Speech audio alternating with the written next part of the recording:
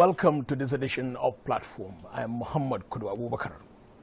Through the resolve of President Muhammad Buhari and the gallant fight of the Nigerian armed forces in collaboration with the armed forces of Cameroon, Chad and Niger republics and support from other international forces, activities of Boko Haram and other insurgents have substantially been decapitated.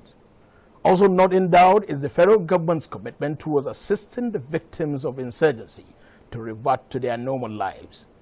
This is manifest through presidential initiatives and the Victims of Terrorism Fund. Experts at a Nigeria Summit on National Security held between 25th and 26th of May 2016 in Abuja acknowledged the successes in the fight against insurgency, but called for what they described as a national action plan to completely stamp out insurgency and insurgent activities. This edition of Platform examines this call for a national action plan to fight insurgency with the Director and Editor-in-Chief, Council on African Security and Development, Professor John Ifediora. His organization, along with the Nigerian Institute for Peace and Conflict Resolution, hosted the Nigeria Summit on National Security. An economist and attorney at law, Professor John Ifediora specializes on public policy analysis, development economics and international law. He holds 2 PhDs. The first in development economics, applied economics from the University of Wisconsin-Madison, and the second PhD in economics and public policy analysis from the University of Illinois at Chicago. Professor John Ifediora has lectured widely in these fields at various universities in the United States, Europe and Africa. He has also served as a consultant to the governments in Africa and to state governments in the United States. The Council on African Security and Development, headed by Professor John Ifediora as Director and Editor-in-Chief, believes that the complexity of modern terrorist groups are profound, and so are the sources of their inspiration. The Council also describes the root causes of insurgency as complex and consequently prefers complex solutions. What are these complex solutions? To what extent is a national action plan part of these complex solutions? This is our focus on this edition of Platform with Professor John Ifediora, Director and Editor-in-Chief, Council on African Security and Development. Welcome to Platform. Thank you so much. Glad to be here. On the platform with me is Waziri Zayanu, Manager News, NTA News International, and just recently back from NTA News Bureau in Cairo, Egypt. Thank you very much. Also on platform is Omine Odan, Assistant Manager News, also with NTA International. It's my pleasure. Thank you. Professor John Ifediora, you're welcome once again. Thank you. The Council on African Security and Development, CASED, it appears to be a new one in our lexicon here in Nigeria. Take us through the formation, composition, objectives, mandate, and funding. Well, thank you for that very interesting introduction, and of course your question is quite pertinent. The council actually is established in Madison, Wisconsin.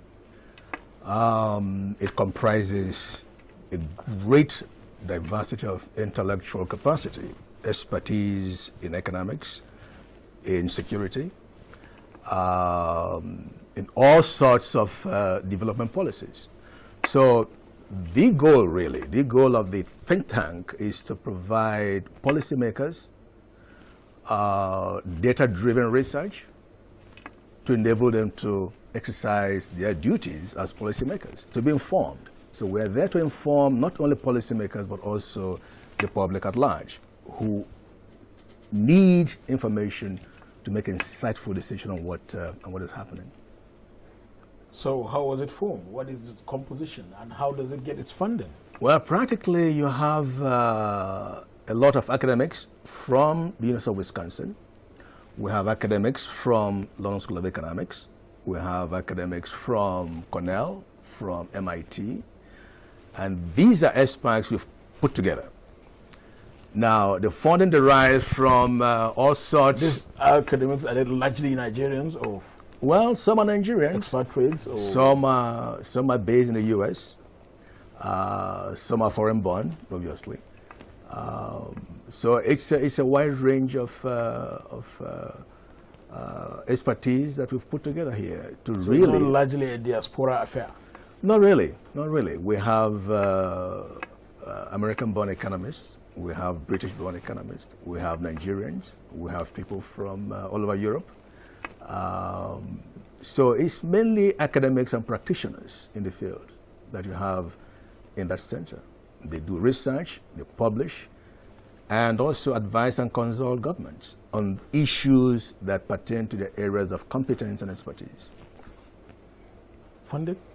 Well, funding is a non-profit entity, and so we write for grants, we get support from the university, we get support from institutions that are there to support this kind of activities, and mainly from other think tanks who are more well endowed than we are. So we are really a young and developing entity, but we hope to have a wider reach and scope as we move along. So what you saw in the past week is our beginning salvo into the area of policy-driven research and activities.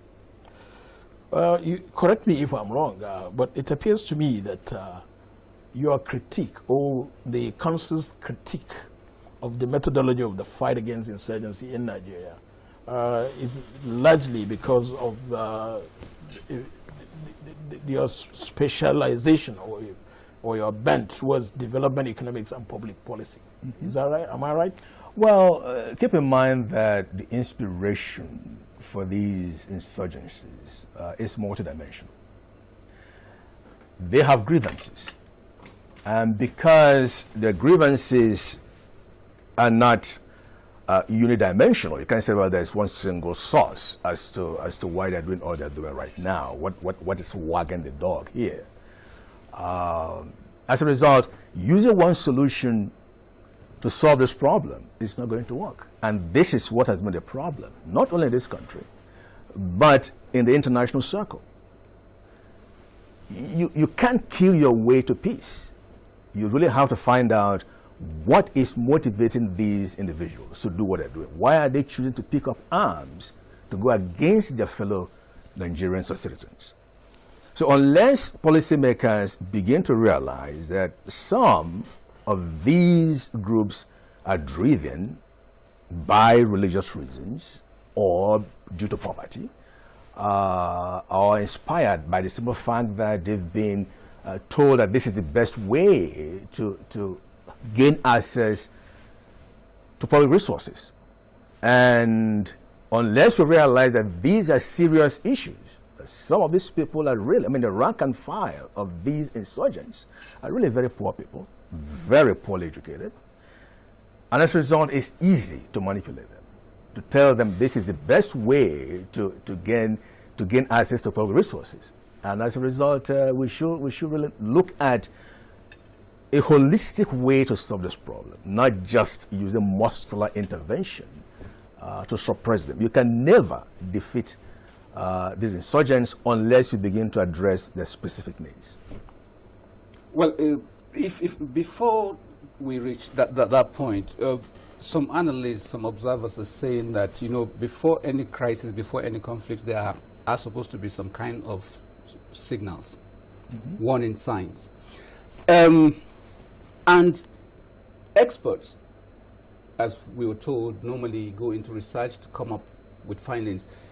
What are these, if I may ask you, some of the warning signals that people should look out for? Not only the experts, but those that might also be affected. Because communities, divergence groups have different sorts of problems, challenges. Do we have any uniform kind of warning signs that should be looked out for? Your point is well taken. The fact is that there is no consensus really as to what sign to look out for. Yeah. The fact that by the time the insurgents begin to make their demands, it's already too late. At that point in time, you have no choice but to address their needs or their demands. The fact is, if you look at the Northeast, it's a very poor state. It was neglected. policymakers simply neglected that part of the country, and so you have rampant poverty, you have practically no access to adequate facilities, and so you have a collectivity of very poor and resource-starved individuals. Now, when they begin to make their demands, then it's too late. Now, what policymakers should be doing in the first place is to make sure that every part of the country has adequate access to education, public facilities, and infrastructure. And you develop every part of your country uniformly. And when you do so, and people have access to what they should have in this modern day and age, then that is the best recipe you can possibly have to prevent insurgency. But by the time they begin to ask questions and begin to pick up arms to fight you, well, the card is already out of the bag. It's too late. Let me take off this way.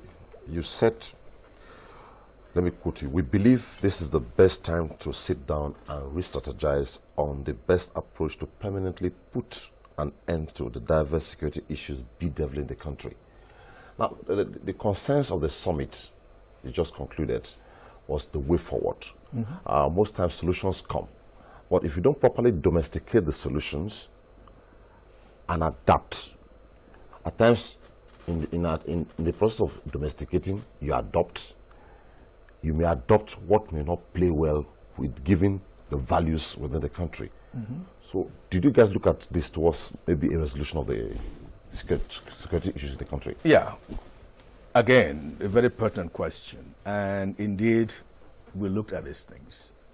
But we come back to the same problem, the same issue.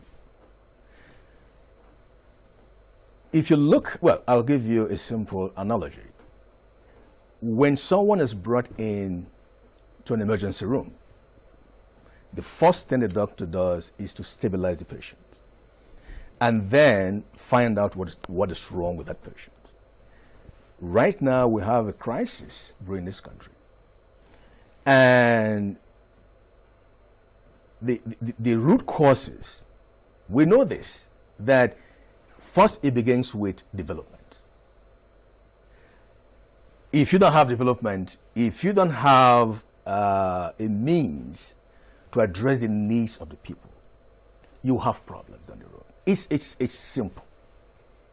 Now, is there a good reason why, as of now, we still have, a very paucity of electric supply in this country? Why is that the case? And that drives industrialization. Now, let me take you back to what I think we should be doing and also address what the government is doing right now. I must applaud the military. They've done very well in suppressing insurgency. The president has actually done more than we expected in this regard. But this is simply bandage, waiting to fall apart, and other groups coming up again to demand the same, attention that Boko Haram is demanding right now. You see, the current government is going out of this country to look for foreign direct investment. We're broke, literally. Thinking that foreign direct investment will flow into this country and therefore energize our development, drive development. But that is faulty thinking. Foreign direct investment does not drive economic development for two good reasons. One, they are unstable, because in times of crisis, capital will leave the economy. Secondly, capital does not flow into a country or into an economy that is unstable, insecure, and has no prospect of development. Today, the country that attracts the largest amount of foreign direct investment is the United States. So capital flows to economies that already developed because they want to make sure that if we invest in your society, if we invest in your economy, that we can get our money back. This is the ethos of investment. Now, if you're poor, if you're in crisis, how do you expect to attract foreign direct investment? So it's a good idea to go to China, to go to other Asian countries, to go to America. So and what seek alternative funding. will you now suggest to the government if you are criticizing the methodology? Well, the first thing that they should do, as the emergency physician would do, is to first of all stabilize the economy. It's bleeding. But you cannot stabilize the economy if you have insurgents blowing up your pipelines. Right? So at this point in time, it is clear that a discussion has to be put in place with these insurgents. You have dialogue. You implement diplomacy. The last result will be a muscular intervention. So if you talk to them, if you see them, there are some of them that are malleable to reason. And those who are willing to reason, you talk to them and find out their grievances. How do we solve your solution? I mean, solve your problems. Those whom you cannot deal with or reason with, then you can use muscular intervention to suppress them. But at this point in time, it's incumbent on the administration to sit down with these insurgents and discuss the grievances and find ways to solve those problems. Because unless you stabilize the economy, there is no way you can attract any meaningful foreign direct investment that you need to develop. Let's come back to the Nigeria Summit on National Security and Development. We have had several summits addressing issues of national security, several conferences. What did your own summit do differently? Well, what we've done here is to bring in foreign experts who have dealt with this issue in their own country. You talk about Anders Fogh Rasmussen, who was the president of the European Union and knows what it takes to deal with this type of issues. We have Ambassador John Campbell, who knows Nigeria in and out, and is now in the US writing on these issues. We have our own homegrown Professor Gambari, who was there to provide very, very insightful commentary. So what we've done here is to go outside the normal conferences you've seen before, to seek solution outside the normal or the norm, so to speak. So here these people are bringing in very fresh ideas on how to approach this issue. That military solution is not the only way to go. You must engage. You must use diplomacy. You must engage in dialogue. You must talk to them, find out their grievances. If you don't do that, believe me, you will have more problems. Well, fresh as the ideas may have been, as you have said, one usual question people ask is, whenever there are summit, conference, seminars, colloquium like this, lots of people will be presented, lots of ideas will be generated, but at the end of the day, it will end up as mere rhetorics. How is this going to be different? Well, we've collected all the speeches made by these experts. We're going to coalesce their opinions, synthesize what they've said, and come up with policy papers that will address these issues in terms of what solutions are more amenable to our own domestic problems. You see. And then forward these recommendations to our policymakers, to the president, all the way down to the senators and state representatives and governors. In fact, quite a few of them were in the conference. So we will be coming out with our position papers that will contain what we have discerned from these speeches and discussions, and of course, the totality of the summit. Sorry, apart from the experts, do you normally get to the grassroots and find people that were really affected at any given time, over time, in this kind of formulation? Yes, they were all invited. In fact, we have people who came to the conference or the summit and spoke about their own experiences. how they were affected, what happened to them when Boko Haram actually began to wreak havoc in their society. So we did have victims in the summit. Some actually were asking questions on how to move forward. And I think by the time we are done, we should have a meaningful portfolio we can put forward publicly and of course directly to our policymakers. Well, like I said in the introduction, Nigeria right now has what it calls the Presidential Initiative on the Northeast.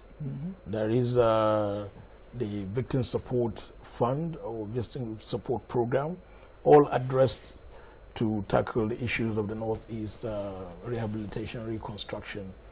And in fact, the National Assembly is coming up with a bill that seeks to establish the Northeast Development Commission. But your summit says there should be, or it appears there is no national action plan. What do you really mean by national action plan? Well, I think what we're talking about really is to put in place a commission that should be able, well, not an ad hoc commission, but a commission made up of seasoned policymakers, academics, and of course, those in the military. A standing committee that will provide guidance, that will advise the government, that as soon as we begin to see disturbances or uprising, this commission should be able, through counterintelligence, which should be part of our effort to solve our current situation, counterinsurgency. But intelligence matters, and this commission should be able to gather information on what is happening, and then provide adequate advice and solution. So a standing commission is what we're recommending, that will be there to actually monitor these groups, monitor activities, and be able to take proactive action before it gets to the point where you have to use force to suppress uprising. How different is what you're proposing? How different is it going to be with what the legislature is proposing? Well, what they're doing here is simply reactive. It's not a permanent solution. No, so the National Assembly seeks to establish a commission on the Northeast. Why the Northeast? So you're also talking about... I'm talking at national level. Why the Northeast? Because the Northeast has its own peculiar problem as to why you have insurgency there. What about those in the Delta region? Do we have to establish a different commission for them too? No, I think you should have one national committee or commission that should address these issues consistently. Proactive? Yes, take a proactive measure, that we're ready. Because based on our experience, based on what we've seen in the past, that it's time for us to have such commission in place that will advise, monitor, use all means available to them, and should be given all available resources to create policies that governments can implement immediately they begin to see uprising or some disturbances. If I understand you clearly, most of what you have said, the way forward, are more or less tangibles. I imagine, did you also consider the intangibles? One, the issues of these returnees, the issue of stigma, mindset. Because already, for instance, a repentant insurgent, there's this mindset people have about the fellow, the person maybe who escaped or was abducted and rescued.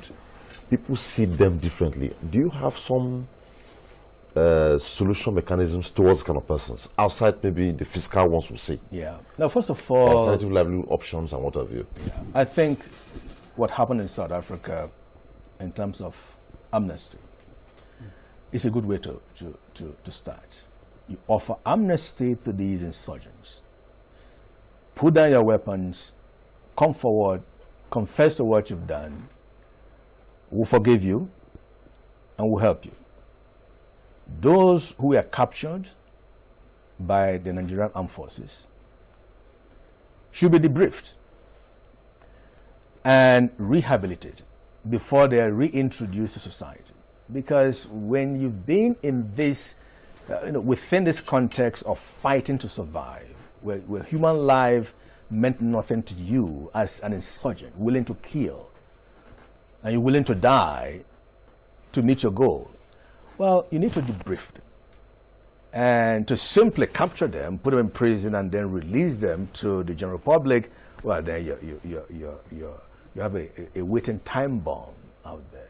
So we have a difficult task ahead of us. And that means, what do we do with these former insurgents who surrender or have been captured, or eventually, if we manage to suppress them to the point where they're no longer lethal, then what happens to their members? What happens to those who were victims? How do we rehabilitate them? That would take time. The second leg, now the ones who were kidnapped and rescued, Yes. some were farmers, traders. Now, for maybe upwards of 1 year, they were within a regimented environment. Now they are out. They need to go back to what they were doing. Yes. So how did you Well, take that towards this direction too? Resources. How to handle them? Yeah, resources. If you provide resources to our NGOs, you provide resources to government committees that have been formed to deal with these issues, they can be reached. And again, by simply looking at them as victims. I'm not looking at them as those who are part of the terroristic regime we've had in the Northeast. But if you look at them as victims and treat them accordingly and provide the needed resources to reintegrate them into society, that will help. That will go a long way to show that, one, we care about them, and two, we are there to help them move forward. But then, moving forward, we realize that you can no longer neglect any part of your country and expect peace to reign in that region. You need to constantly distribute resources effectively. That not only one region is being developed economically, all regions in the country, that they all benefit equally. Access to good education, access to good running water, access to healthcare, access to all sorts of social amenities. This is the essence of being a country. Right now, we're not a country, we're a nation state. And we have all these divisive components that make it difficult for us to come together and speak as one. There is nothing we have right now that makes us uniquely Nigerian. It's not there. Prof, how would you assess the role of the media? I'm curious at a point in time. Really, sorry, let us interrogate the professor. This is theory. Yes. I put it to him that Nigeria is a country.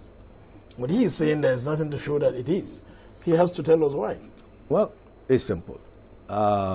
Every country in the world today that has seen stability, although before they had stability, they have these revolutionary wars, civil wars. But once they stabilize, you take France, for instance. It took the French Revolution to change things. You look at the United States. You look at Britain or the United Kingdom. Now, Nigeria all had a this, civil war. well, the British had, Yes. they did. But what all this have in Are common? you saying the reasons that led to the civil war are not reasons enough to make us now a country? No, because we don't have a unifying factor. We have division on religious basis. We have divisions on ethnic basis. We have divisions on cultural basis. And now we are a democracy. and- 17 years well, of uninterrupted democracy. well, You still believe we are not yet a country? Actually, democracy in name, not in practice. Because we are still apportioning jobs, we're still apportioning appointments based on ethnic affiliation until someone born in Kano by parents from the South can say, yes, this is my state. I'm from Kano. I was born here. This is my state. And people in Kano accept him as a member of that community, that this is someone from Kano and not someone who hails from his parents' state of origin. Until that day comes, you cannot call yourself a country. We don't have that yet. Today, we identify ourselves based on, first, our ethnicity. It should not be the case. So, take the US for instance. If you're born in New York, you reside in New York, you're a New Yorker. You vote there, you claim there as a state, and you're treated as a New Yorker, despite the fact that your parents are from Wisconsin, or you are born in Wisconsin, but you moved to New York. This is my state. Even if you are I remember, Prof, you raised this issue at the summit, yes. And some members of the National Assembly who were there You didn't like it?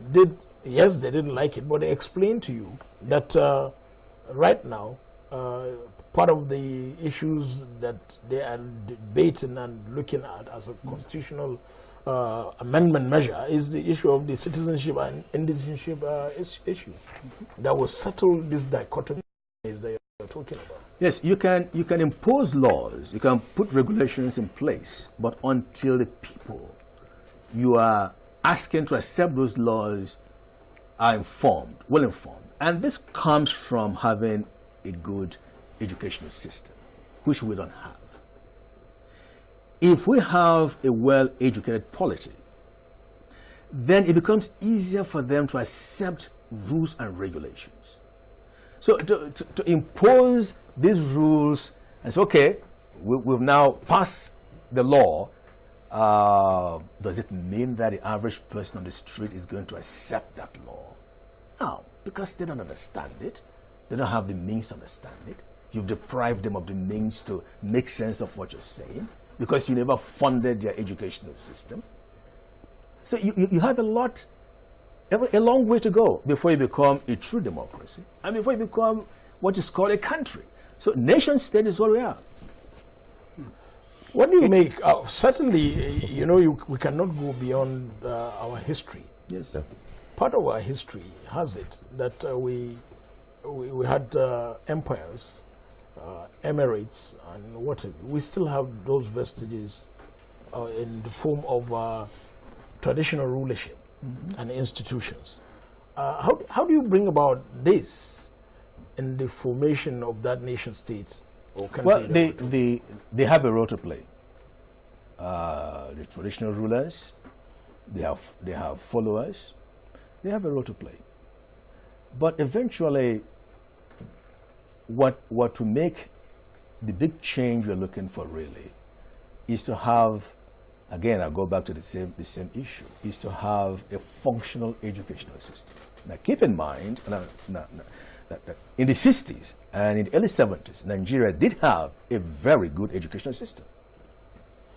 But the military came in by way of dictatorship and killed our system of education. They decimated it. And for good reason.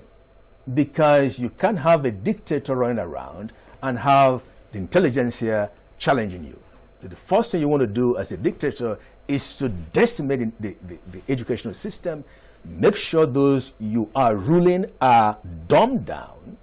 And so our academics left the country. Those who will have pushed this educational system higher than what they are today are no longer here with us. They are all abroad. So I won't come back. Because what you have now on the ground is not what it should be. I mean, you can't call most of these institutions that call themselves universities higher schools of learning. Is that why you remained in the United States?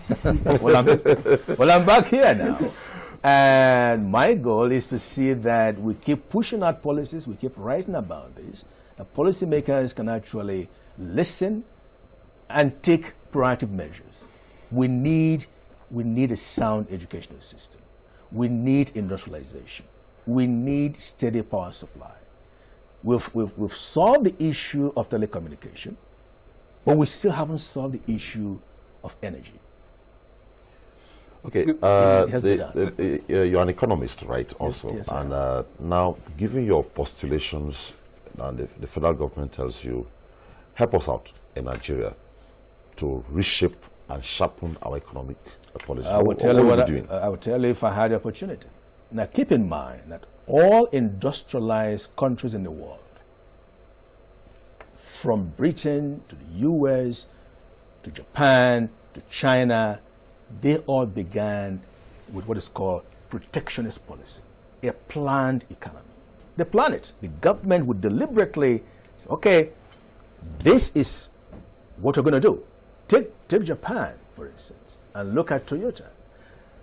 Toyota began as an olive oil producing company until the government says, all right, we have to have an industrial policy that will give us cars, automobiles.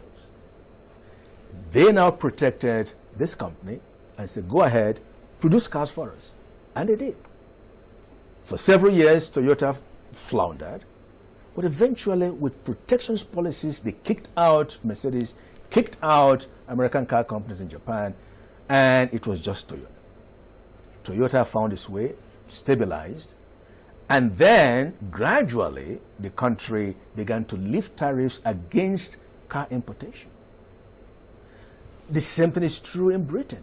When for Britain to industrialize, they made it clear that if you have any knowledge that is helpful to this country, you can't even travel from Britain out of to go to France, for instance, and stay for more than 3 months.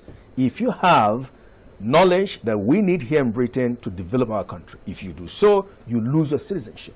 That was how strict Britain was when it was trying to develop itself into an industrial power. The US did the same thing. For more than 100 years. So what will it do for Nigeria? Well, in the case of Nigeria, the idea is to plan it. You have to plan your growth, just like individuals. You plan your development. See, But a country should plan its if a development. Nigerian government or even the present government decides to do what you're saying, it's people like you that are abroad and have one leg in, one leg out that will say the government is protectionist, No. the government is anti-foreign investment, the government is this, is that. No. See, take China, for instance. China didn't become a successful economy overnight. It began with planning, with protectionist policies. It says, if you want to invest in China, you can invest here, but you can't invest here because we want to develop this part of our economy. And once we've developed it, okay, good. We can now open it up to accept foreign direct investment. And then systematically, they plan their economy, they plan their growth. We can do the same thing here. But right now, the EU is saying that Nigeria is overprotecting the economy. Well, They are not we should opening listen up. to them because they're giving us the wrong advice. They're telling us to do what they say and not what they did. What we should ask them is, how did you become an industrial power? Ask Britain, how did it become an industrial power? They did this with protectionist policies. You got to protect your infant industry. Now, Look, yes. Now, the current government wants to support all issues towards diversifying the economy. We've been a monocultured economy all along, depending on oil. And all. Now, the price of oil is going down. And of course, with the insurgency, even in the Niger Delta, the output is even also reducing. So, to diversify the economy, as a development economist and a public policy analyst, what will you prefer? Well, again, we've been saying this for a long, long time, and policymakers have had this story all along, that depending on oil alone is like living in a house built on a single metal as your foundation, because eventually it will crack. We know you need to diversify the economy. But oil money came easily. This is Nigeria is seeing the classic case of the natural resource course, depending on natural resources for easy source of income, in total disregard of other aspects of the economy. Now remember, before we discovered oil, Nigeria was exporting cocoa, was exporting hyacinth skin, was exporting groundnuts. We were able to feed ourselves. We had rice. what are we doing today? We don't have our rubber plantations anymore. We don't have palm oil production anymore. Now Malaysia, whom we gave palm kernels to produce their own set of palm trees, are now exporting palm oil to us. We now import rice. So this is the classic case of the Dutch disease syndrome, that once you see easy money coming from oil, you abandon every aspect of the economy. And the good thing from this debacle we're seeing now is that we are now going to be forced to look inward. Say, how do we take advantage of this? The good thing that is happening now is the currency devaluation. It is good because it forces us to consume domestically, to produce domestically. We can no longer import rice. Well, look at the farmer in the Midwest or in the central region and say, well, we're willing to buy your food items now. That is the way you develop. But if we continue to be the marketplace for Asian countries, whereby we import everything, we can never develop ourselves, because Nigerians are now essentially selling and buying. We don't produce. So the position of government for the mega companies to come into Nigeria, develop here, employ here, produce here, and export from here, is it doable? You mean for foreign firms to come here? Yes. Well, again, it goes back to what we've been saying. For foreign firms to come here, you must have the human capital. See, we don't have that. We have graduates today who can't even write a letter of employment, who can read or write. These are functional illiterates. Some are very good, don't get me wrong. But we do have very bright minds. But we fail them by not giving them the right educational system. So what has happened? Now look at outsourcing, right? Countries in Europe, in North America, their companies like Apple, IBM, the rest of them, for instance, they now outsource their jobs to Asian countries because those countries have well-developed human capital ready to produce, to assemble. And that is what these countries need. Now, Asian countries are now experiencing higher wages, which means naturally the turn will be to come to Africa, to bring those outsourced jobs to African countries where wages are very low and depressed. But the problem is that they can't take advantage of our workforce to produce because we don't have the know-how, we don't have the education. So how do we, as an expert, how do we bring this workforce up to speed with world standard? Good education. Institutions that are well positioned to educate the young ones. We don't have that. Like you now as an expert, what role do you think you can play in bring, because we already have the graduates, according to you, we already have the graduates, but the problem is they are deficient. Yes. We have remedial, if you go to European countries, if you go to Asia, if you go to America, you have technical colleges, 2-year technical colleges. These are designed to provide people with technical skills. Yes, you've read all these theories and you've acquired your basic liberal arts education. Now, what about technical skills? Well, 2-year colleges can be established to help people who don't have marketable skills acquire those skills within 2 years. They can assemble computers, they can assemble phones. Apple is assembling its hardware in Asia. They don't assemble them in the US. Now Nigerians can take advantage of that by providing them with simple 2-year colleges that will enable them to go in there and acquire the skills they're missing in the first place. Think tanks like yours can establish that. Thank you. Well, the thing is, you need funds to do things like this. You can generate the funds. Yes, by writing grants. And we've been doing that. And that is the only way we can actually continue to put these ideas to our policymakers, that you need to set aside funds to retrain those graduates who are out there and don't have marketable skills. So let me take us back to the conflict. I was asking how would you assess the performance of the media in terms of conflict coverage?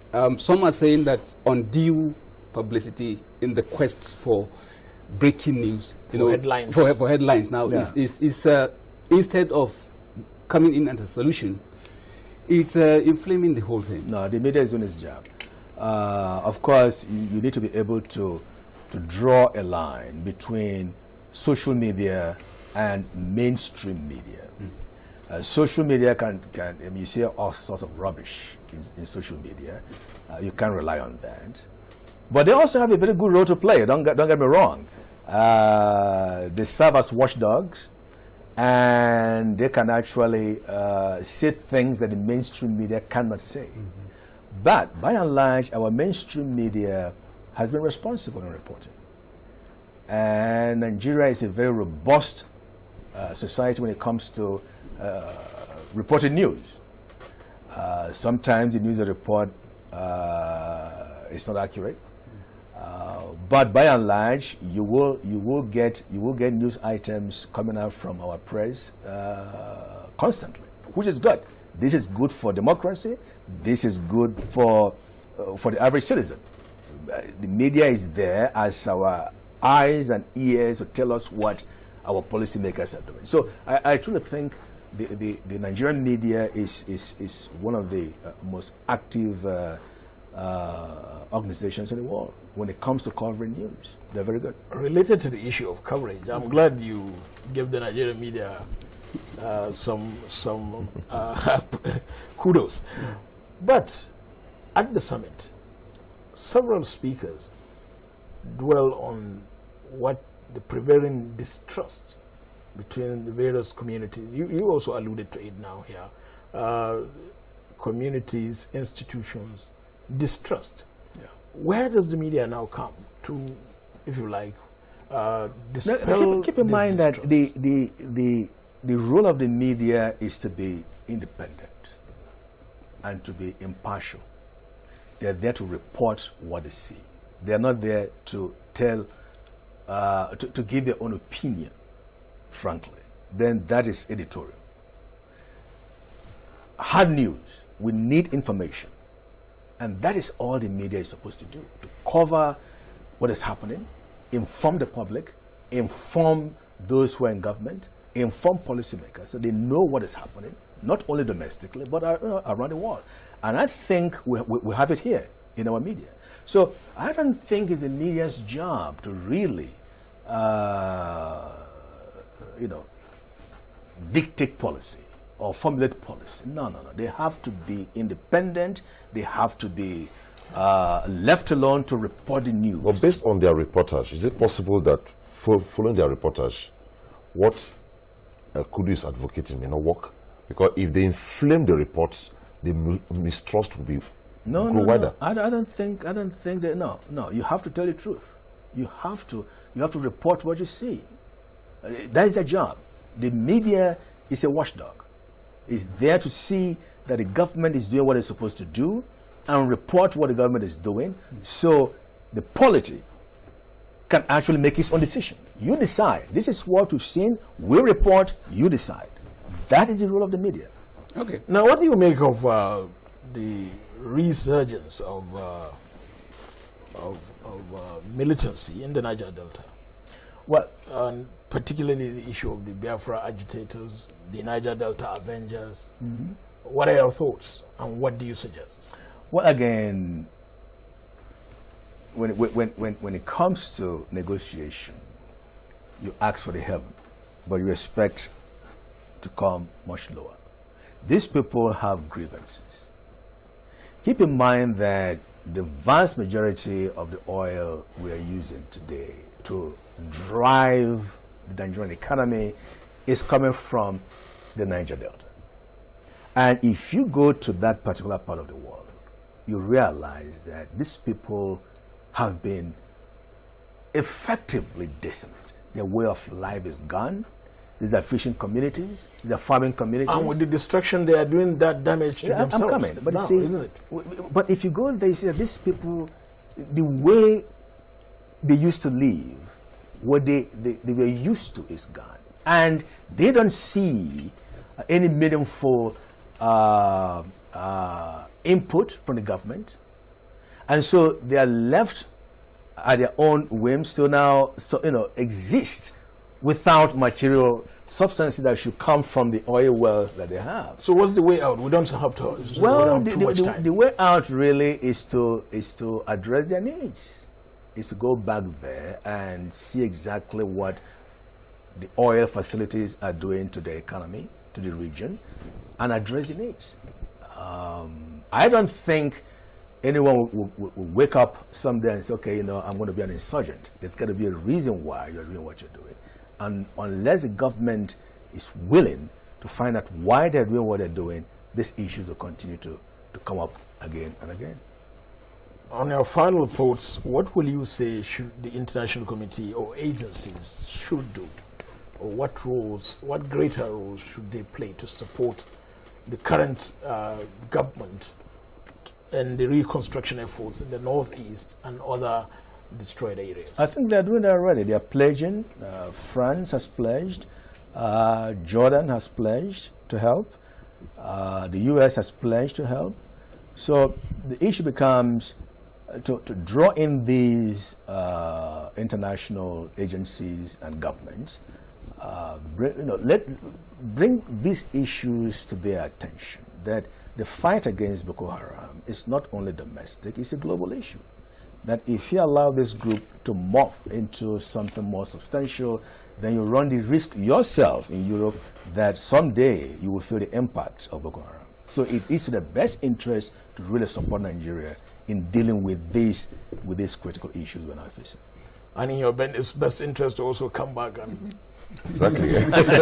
Professor John Ifediora, Director, Editor-in-Chief, Council on African Security and Development. Thank you so very much. It's my pleasure. For your thoughts. Wazir Zayanu, fresh and back from Cairo. Thank you very much for your thoughts and your interventions. Thank you. Thank you. And of course, Omini Oden, Assistant Manager News International. Thank you. Yes. This edition of Platform examined the need for the international community and agencies to continuously support Nigeria's efforts towards fighting insurgency and reconstruction of Nigeria's northeast geopolitical zone, with Professor John Ifediora, Director, Editor-in-Chief of the Council on African Security and Development. He advocates the imperative of a national action plan to stamp out insurgency in Nigeria, and also a commission to take care of all that. That's Platform. I am Muhammad Koda Abubakar. Bye for now.